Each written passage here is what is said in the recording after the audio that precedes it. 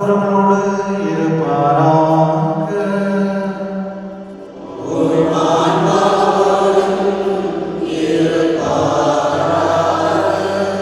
புனித மத்தேயு எழுதிய நற்செய்தியிலிருந்து வாசகம்.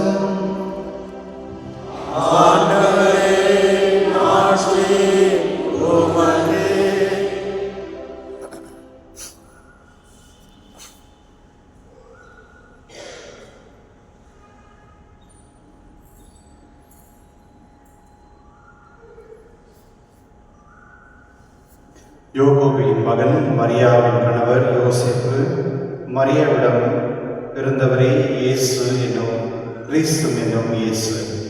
இயேசு கிறிஸ்துவின் பிறப்பு பற்றிய நிகழ்ச்சிகள்.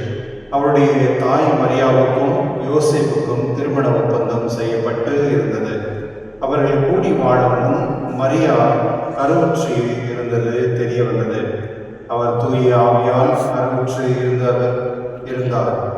அவர் கணவர் யோசேப்பு நேர்மையாளர். அவர் மரியாவை இகழ்ச்சிக்கு உள்ளாக்க விரும்பாமல் மறைவாக விளைக்கிவிட திட்டமிட்டார். அவர் இவ்வாறு சிந்தித்துக் கொண்டிருக்கும் போது ஆண்டவரின் தூதர் அவருக்கு கனவில் தோன்றி, யோசேப்பே, தாவீதின் மகனே, உம் மனைவி மரியாவை ஏற்றுக்கொள்ள அஞ்ச வேண்டாம். ஏனெனில் அவர் கருவுற்று இருப்பது தூய ஆவியால் தான். அவர் ஒரு மகனை பெற்றெடுப்பார். அவருக்கு இயேசு என பெயரிடுவேர். ஏனெனில் அவர் தம் மக்களை அவர்களுடைய பாவங்களிலிருந்து மீட்பார் என்றார். யோசேப்பு தூக்கத்திலிருந்து விழித்தெழுந்து ஆண்டவரின் தூதர் தமக்கு பணித்தவாறே தம் மனைவியை ஏற்றுக்கொண்டார். ஆண்டவரின் அருள்வாக்கு. கிறிஸ்துவே உமக்கு புகழ்.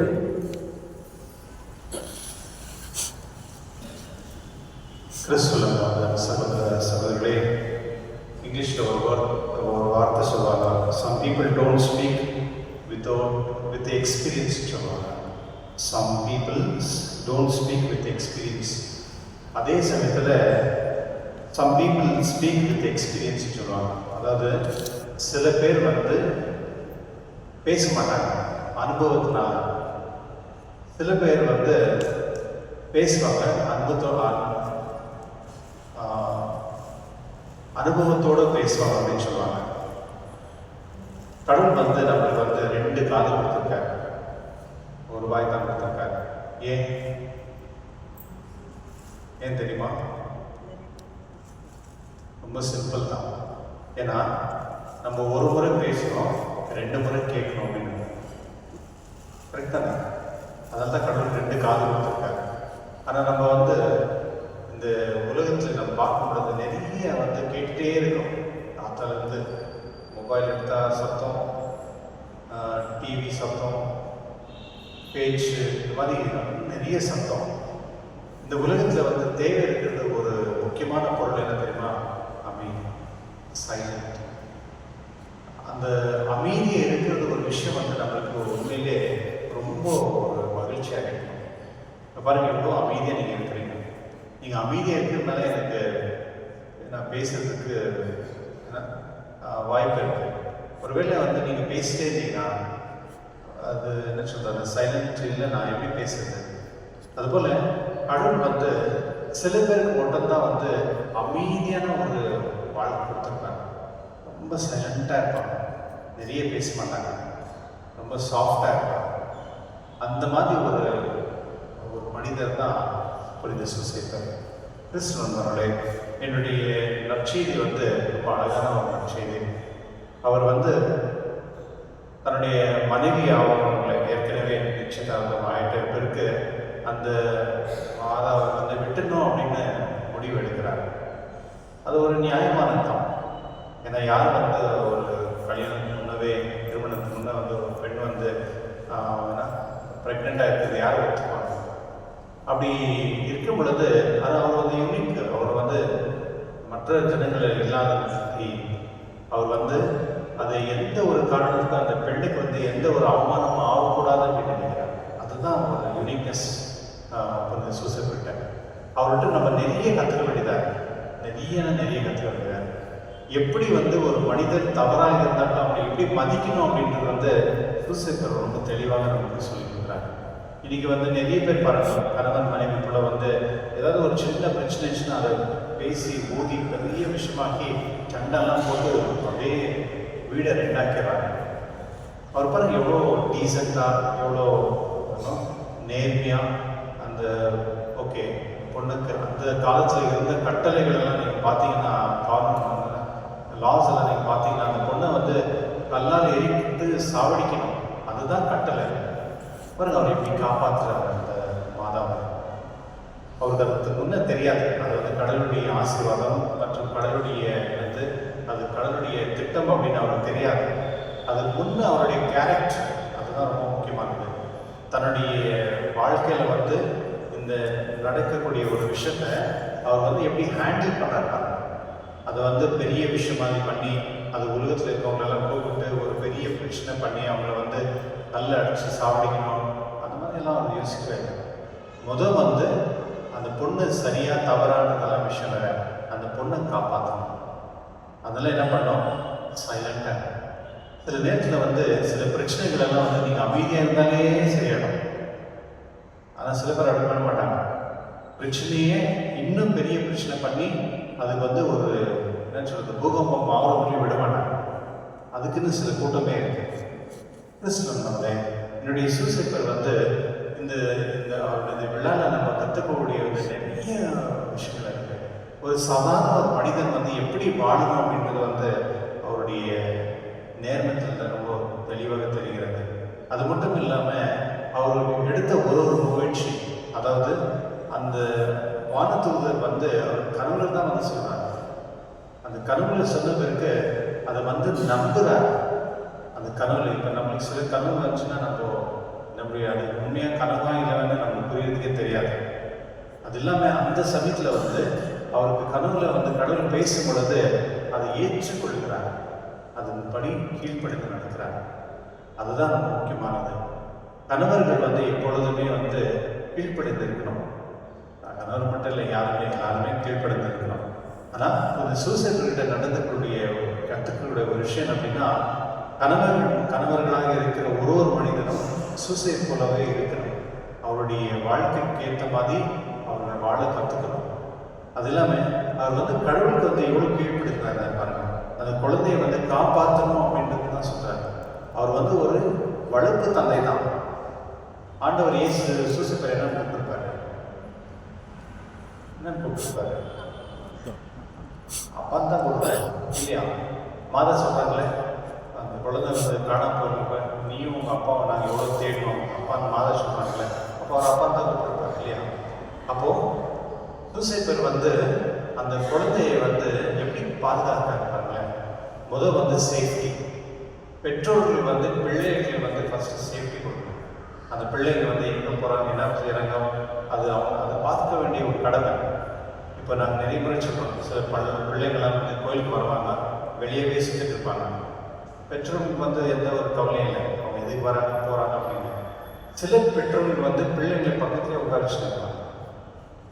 சின்ன வயசுலேருந்து அவங்க கோயிலுக்கு வரும் பொழுது, ஏன்னா அந்த ஞானத்தை அவங்க கொடுக்குறாங்க, அந்த அன்பு பாசத்தை வந்து விசுவாசத்தை வளர்க்குறாங்க. சில பேருக்கு பெற்றோர்களுக்கு வந்து பசங்க எப்படி இருந்தால் என்ன, அதெல்லாம் ஒன்றும் கவலையே கிடையாது.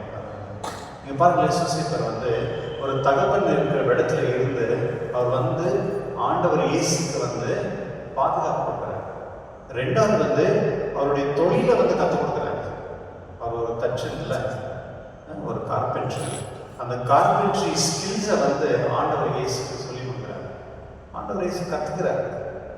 இது ரொம்ப முக்கியமானது. ஒரு தகப்பனும் வந்து ஒரு ஸ்கில்ஸ் கடவுள் கொடுத்துருப்பார்.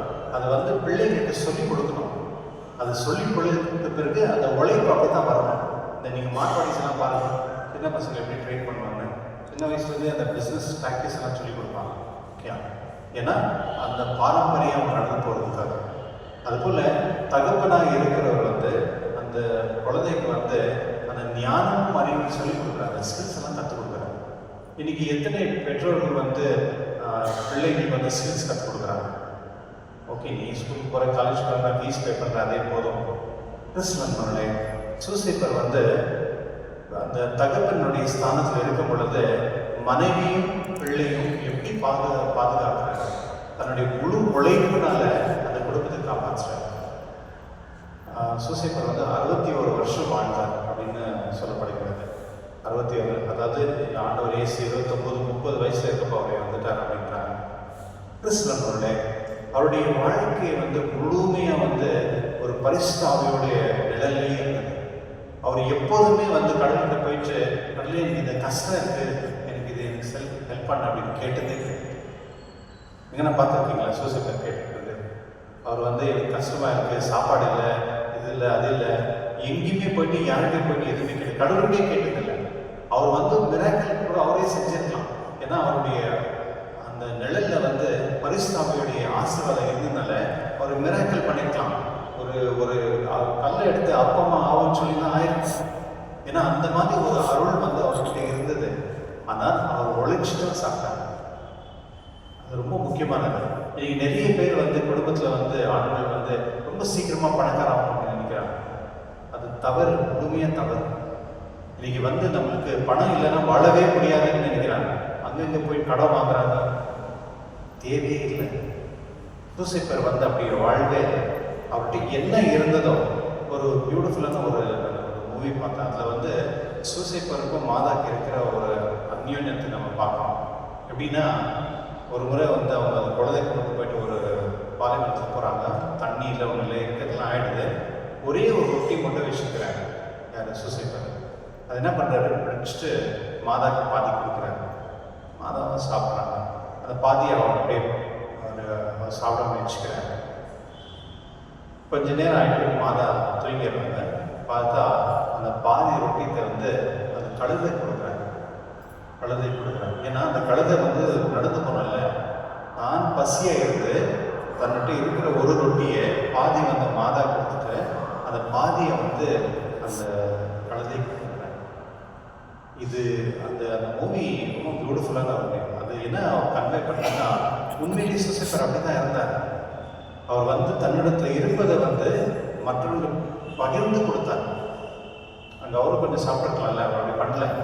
அவர் வந்து தன்னிடத்தில் இருந்ததை வந்து, ஏன்னா அவர் அந்த பாருங்க அந்த ஃபியூச்சர், அதாவது ரொம்ப நேரம் வந்து கடந்து போனதுனால அந்த எல்லாம் டயர்டாகிறதுனால அந்த கழுதைக்கு வந்து உணவு கொடுக்குறாரு.